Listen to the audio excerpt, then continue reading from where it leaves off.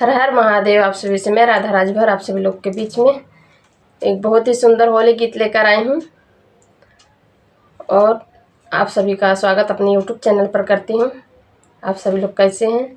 चाह रहे हैं स्वस्थ रहें, मस्त रहें, अपने अपने काम में व्यस्त रहें। मेरे यूट्यूब चैनल को देखते रहें। सुना रही हूँ मैं होली स्पेशल गीत। भोले जी गौरा जी से क्या कह रहे हैं, इस गीत के माध्यम से सुनिए आप लोग।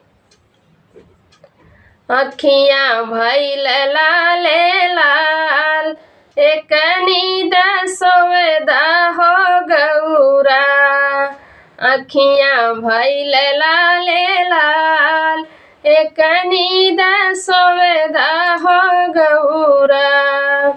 जइबो बजरिया से टिकवा ले अइबै, जइबै बजरिया से टिकवा ले अइबै।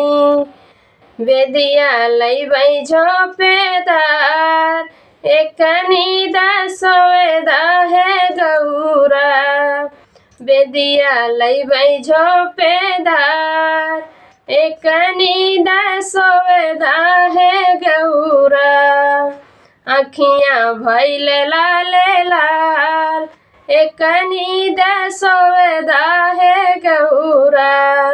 अखियाँ भइल लाल लाल, एक नींद सोवेदा है गौरा। जइबै बजरिया से झुमका ले अइबै, जइबै बजरिया से झुमका ले अइबै। नथिया लइबै पतियादार, एक नींद सोवेदा है गौरा। नथिया लइबै पतियादार, एक नींद सोवेदा है गौरा।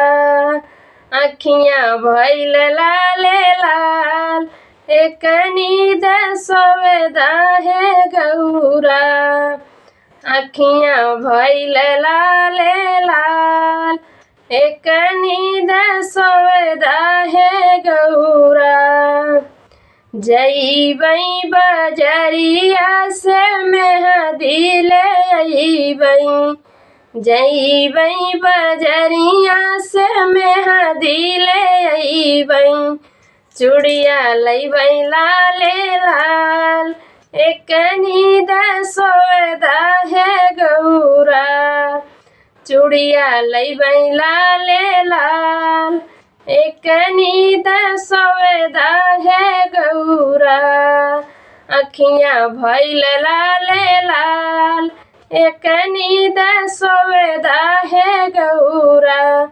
अखियाँ भइल लाल लाल, एक नींद सोवेदा है गौरा।